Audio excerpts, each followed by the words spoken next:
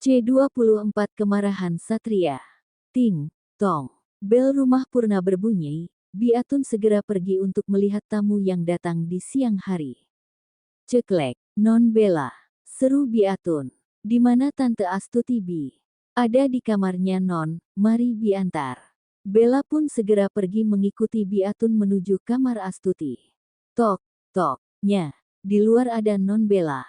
Suruh dia masuk. Masuk saja Non, Nyonya ada di dalam. Bella segera membuka pintu kamar Astuti dan masuk ke dalam kamar tersebut. Tante, apa yang terjadi? Kenapa pipi Tante memerah? Seru Bella yang mendekat ke arah Astuti. Wanita itu duduk di tepi ranjang.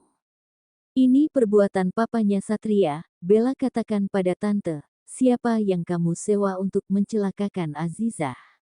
Tanya Astuti kini menatap tajam wanita yang duduk di depannya. Seperti yang Tante suruh, aku menyewakan seseorang untuk memberi pelajaran kepada Azizah, hanya itu saja. Pungkas Bella dengan raut wajah yang sedih, untuk menyembunyikan kejahatannya itu. Jadi Tante, apa pria itu menyebut nama kita berdua? Tanya Bella, yang memegang tangan Astuti. Tidak. Sepertinya pria itu hanya menyebut namaku saja, dan Satria tidak pernah menyinggung soal kamu. Heyem, untung saja batin Bella, yang tersenyum jahat melihat ke arah Astuti yang sibuk menelpon Adi sejak tadi, tapi panggilannya tidak pernah terhubung.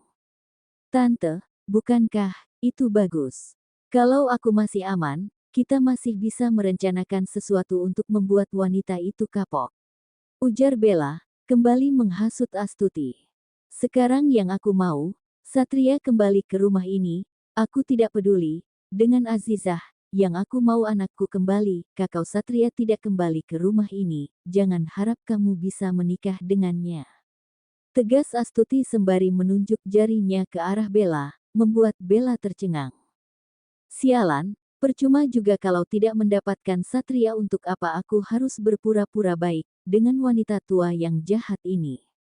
Batin Bella, langsung tatapannya berubah menjadi manis. Tante tenang saja, aku akan membawa Satria kembali ke sini, asal Tante mau membantuku, kita berdua harus bekerja sama untuk tugas ini. Apa yang kamu inginkan? Astuti kembali menatap Bella. Aku ingin Tante membantu dalam tugas ini, dan kupastikan Satria akan kembali ke dalam pelukan Tante. Aku mengerti, tapi ingat, jangan sampai kejadian seperti ini terulang lagi. Oke Tante, aku permisi dulu. Setelah mencium pipi calon mertuanya itu, Bella langsung keluar dari kamar Astuti.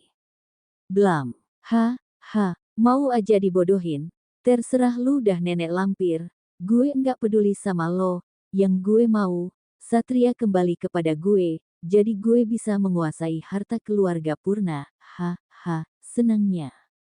Batin Bella, sembari menghayal tentang apa yang sedang diingatnya. Non Bella, panggil Rani, wanita ini terkejut.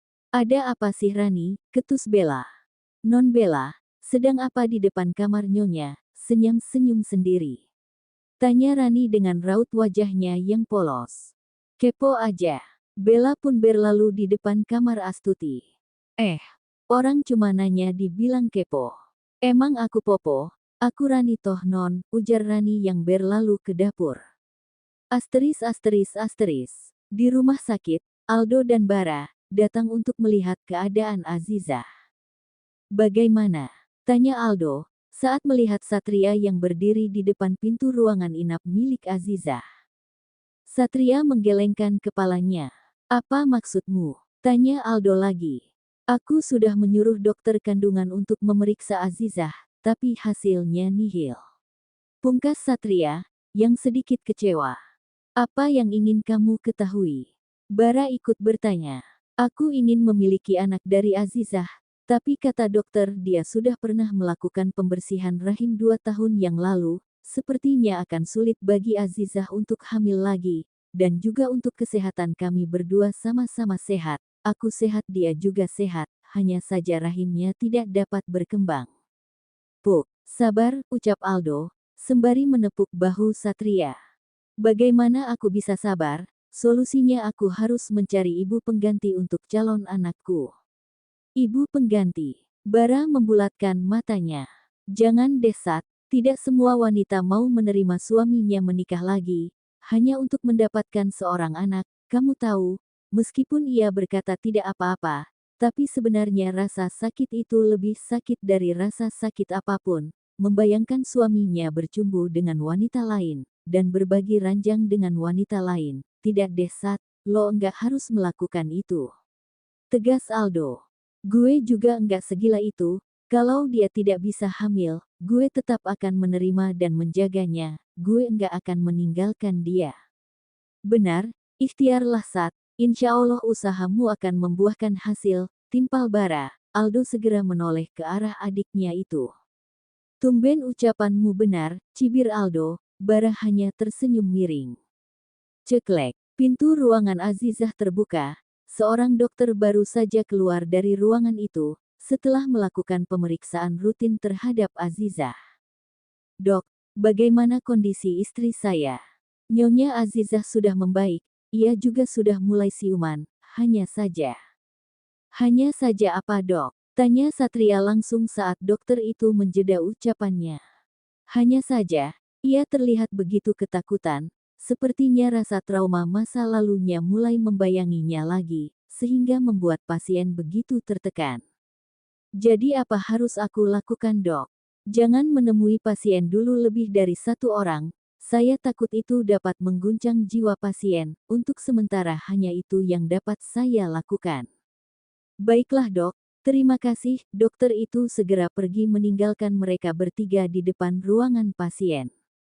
Kalau begitu, kamu masuk saja dulu Sat, kamu temani istrimu, kami berdua akan kembali ke kantor dulu. Baiklah, Aldo dan Bara segera mengambil langkah untuk pergi. Sebelum Satria masuk ke dalam ruangan itu, ia teringat sesuatu. Oh ya, Sat, Satria menoleh. Aldo kembali menghampiri pria itu. Papamu hari ini tidak hadir di rapat tender, apa yang terjadi? Kata papaku, kehadiran papamu sangat ditunggu oleh semua orang. Ada problem antara mamaku dengan papa, mungkin papa sedang menenangkan dirinya, aku akan menghubungi papa dan berbicara masalah tender itu dengan papa. Oke, semoga istrimu cepat sembuh, kalau butuh apa-apa hubungi kami. Siap, Aldo dan Bara segera pergi, begitu juga dengan Satria yang segera masuk untuk menemui sang istri di dalam ruangan.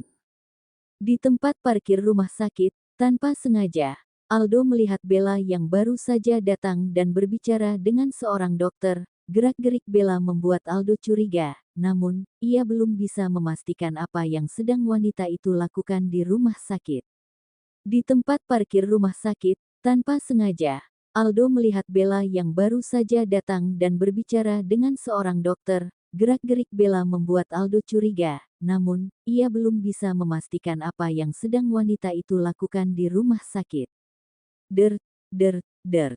Ponsel Aldo bergetar, ia segera mengangkatnya, panggilan itu dari Andara sang papa. Iya pak, di mana kamu do? Tanya Andara, yang panik. Di rumah sakit pak, baru siap menjenguk istri Satria. Bagaimana keadaannya? Apa semua baik-baik saja? Tanya Andara lagi. Semua sudah membaik, apa yang ingin papa katakan? Kita bicara di kantor, cepat kemari. Baik pak, setelah panggilan terputus, Aldo kembali mencari sosok Bella, namun, pria itu tidak menemuinya. Apa yang kamu cari? Tanya Bara, saat melihat Aldo seperti orang yang kebingungan. Tidak ada, ayo kembali ke kantor, Bara segera menyetir, sementara Aldo duduk di sebelahnya. Apa yang perempuan ular itu lakukan di tempat ini? Sepertinya ada yang tidak beres, aku harus bisa membantu Satria. Batin Aldo, yang masih teringat dengan kehadiran Bella di rumah sakit.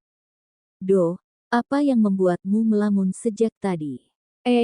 Tidak ada, kamu turun, kan aku di rumah sakit Purna, kamu kembali sendiri ke kantor, aku ada urusan dengan mama. Pungkas Aldo. Tumben. Bara menaikkan alisnya sembari melirik Aldo. Udah turutin saja, jangan banyak nanya. Siap bos. Bara pun kembali menaikkan kecepatan kendaraannya. Di rumah sakit, Satria berjalan menghampiri sang istri yang berbaring di atas ranjang pasien. "Sayang," lirih Satria, yang berjalan mendekat, tapi Azizah tidak meresponnya. "Sayang," panggilnya lagi, memegang tangan Azizah. "Lepaskan aku." Perkataan itu justru membuat Satria terkejut. Pria itu segera menjauh. Azizah menyembunyikan kedua tangannya di dalam selimut. Bayangan-bayangan peristiwa kelam itu mulai menghantuinya lagi. "Tidak, pergi. Aku mohon lepaskan aku," teriak Azizah sembari menutup kedua telinga dengan tangannya. "Sayang, ini aku, suamimu." Satria segera duduk di tepi ranjang dan memeluk Azizah yang tengah takut. "Orang itu, dia mau Mimele. Sttt, jangan katakan itu lagi. Orang itu sudah aku hukum dengan kedua tanganku. Sekarang kamu aman." "Tenang ya sayang," Satria mengelus kepala Azizah yang berada di dalam pelukannya. Satria mengepalkan tangannya. Rahangnya mengeras mengingat kejadian yang tidak bisa ia bayangkan. Jika saja ia telat satu langkah semuanya tidak akan baik-baik saja. "Sayang, kamu harus segera membaik. Besok kita sudah bisa pulang. Aku punya hadiah untuk kamu." "Hari ini kita juga sudah bisa pulang, Mas. Aku bosan di sini. Bawa aku kembali ke rumah. Aku tidak ingin di sini." Azizah memohon kepada Satria. "Kamu mau pulang ke rumah ibu. Katanya kamu ingin menelpon ibu. Bagaimana kalau kita berkunjung ke tempat ibu saja?" Satria berusaha menyenangkan sang istri. Ia tidak ingin Azizah berlarut-larut dalam ketakutan. "Apa benar yang Mas katakan? Mas mau menemaniku ke rumah ibu? Mas tidak keberatan?" "Aku tidak keberatan sayang. Apapun yang kamu inginkan aku akan menurutinya selagi aku bisa." Pungkas Satria, yang memegang kedua pipi Azizah, lalu ia mengecup kipas kening Azizah. "Ada yang ingin kamu makan, aku akan membelinya." "Tidak ada, aku mau istirahat. Mas urus kepulanganku hari ini ya." "Baiklah, tunggu di sini, Mas akan kembali lagi." Setelah membantu Azizah berbaring kembali, Satria segera keluar dari ruangan itu, dan melihat ponsel ada panggilan masuk dari Anita. "Iya Nit, Pak, Anda di mana? Di perusahaan sedang ada masalah." "Masalah apa Nit? Bisakah kamu handle untuk sementara waktu? Aku akan ke kantor besok." "Tidak bisa Pak, Anda harus ke kantor sekarang juga." "Baiklah, setengah jam lagi aku sampai." Sebelum pergi meninggalkan perusahaan, lebih dulu, Satria meminta perawat untuk menjaga dan menemani Azizah selama dia tidak ada di rumah sakit. Bahkan Satria meminta sang dokter untuk mengurus kepulangan Azizah. Rumah sakit Purna. Aldo segera mengikut suster yang mengantarnya ke ruangan Mela. "Ini rumahan Bu Mela, Mas." "Terima kasih." Suster itu segera pergi. Aldo juga langsung mengetuk pintu tersebut. "Tok, tok, tok. Masuk." "Ceklek." "Aldo," seru Mela yang terkejut. Tidak biasanya Aldo datang berkunjung ke rumah sakit Purna. "Mama sibuk?" tanya Aldo sembari mendekati meja Mela. "Yah, begitulah kira-kira, ada apa?" Aldo segera menarik kursi untuk ia duduk. "Mama dulu, kan Aldo pernah menyuruh Mama untuk tes DNA dari rambut seseorang. Tapi waktu itu kita tidak pernah lagi membahas tentang DNA tersebut. Tujuan Aldo datang kemari, Aldo ingin melihat hasil itu, dan Aldo ingin Mama sekali lagi untuk mengecek hasil DNA dari seseorang," ujar Aldo. "Mama ingat, rambut itu milik wanita yang menjadi korban Satria. Apa kalian sudah menemukan orangnya?" Tidak, namun Aldo mencurigai seseorang, Ma." "Siapa? Apa kamu membawa sesuatu?" Aldo belum yakin. Aldo membawa rambutnya lagi. "Ini milik istri Satria." Mela terkejut mendengar jawaban sang anak. Istri Satria?" "Iya benar. Istri Satria juga korban 2 tahun yang lalu, dan dia berasal dari desa gelap." Dan Aldo yakin jika mereka orang yang sama. Hanya saja, menurut pengakuan Satria, wanita itu tidak memakai cadar seperti istri Satria. "Mama akan melakukan sesuai yang kamu katakan." "Tapi Aldo, Satria tahu soal ini. kalau kamu akan melakukan tes ini? Tanya Mela. Aldo ragu untuk menjawabnya. Sayang, Mama tahu yang kamu lakukan demi mereka berdua, tapi jika tebakanmu salah, dan Satria mengetahuinya, bagaimana perasaan Satria? Mah, aku bisa menjaga rahasia. Mama pastikan jangan sampai ada yang tahu. Mama Satria juga jangan sampai ada yang tahu. Mela mengangguk. Aldo memberikan plastik kecil berisi rambut Azizah yang ia ambil waktu di Villa Putri. Ma, aku pamit dulu. Ingat ya Ma, jangan sampai ada yang tahu. Iya, kamu tenang saja. Hati-hati sayang. Aldo segera pergi meninggalkan ruangan Mela. Tiba di luar ruangan Mela, Aldo melihat Astuti yang baru saja tiba di rumah sakit. Aldo segera bersembunyi agar keberadaannya tidak diketahui oleh Astuti. Kenapa aku bersembunyi? Aku kan sedang tidak melakukan kejahatan. Gumam Aldo, sudahlah. Apapun itu, saat ini jangan sampai ketahuan sama Mama Satria. Setelah Astuti melewati tempat itu, Aldo segera keluar dari tempat persembunyiannya dan berjalan ke arah tempat parkiran mobil.